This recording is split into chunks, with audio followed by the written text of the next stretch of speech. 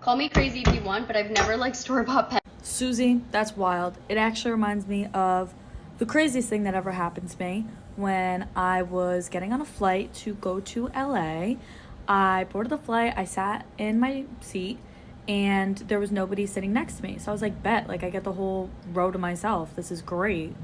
And I plan on getting hammered because I was absolutely depressed at this time. So I ordered 2 Chardonnays. I'm sitting there. And then, sure enough, somebody walks up and they're like, hey, could you move over or like get out so I can sit in my seat?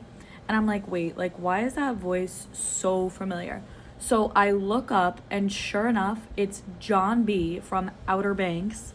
So I am literally like starstruck and I'm like, ugh, and I like can't even speak. So I get up, I let him sit down, I go to the bathroom, and I like call my sister and my best friend, and I'm like, what do I do? Like, what do I even say to him? Like, this is a 5-hour plane ride.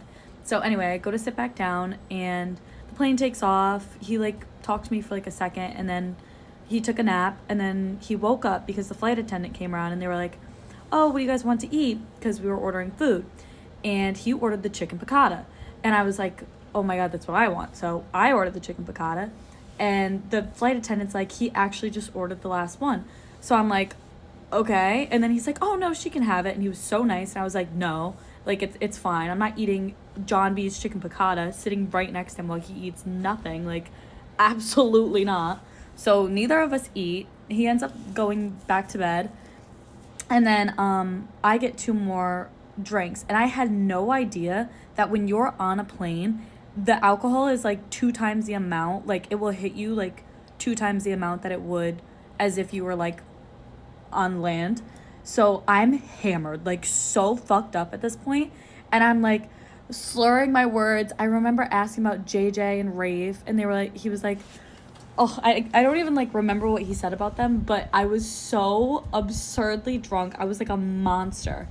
And I asked him what he was doing in Atlanta because it was from Atlanta to LA, and he was just at Kelsey Ballerini's concert, and he was like so in love with her, and like when he was talking about her, you could just tell like how much he really, really loved her, which was cute. But then this is where it starts to get a little bit hazy. I don't remember anything, and I wake up and he's gone. I literally passed out. Like I don't remember like half of the flight, which is like 2.5 hours. And I wake up and I have like spit up of Chardonnay on my sweatshirt. John B's gone. So now I'm in LA and I have no idea what to do. So I get off the plane and I'm like, I have no contact with him. So like I can't even like apologize for being like absolutely absurd. So if he ever sees this, this is my formal apology to Chase Stokes for being a maniac on that plane.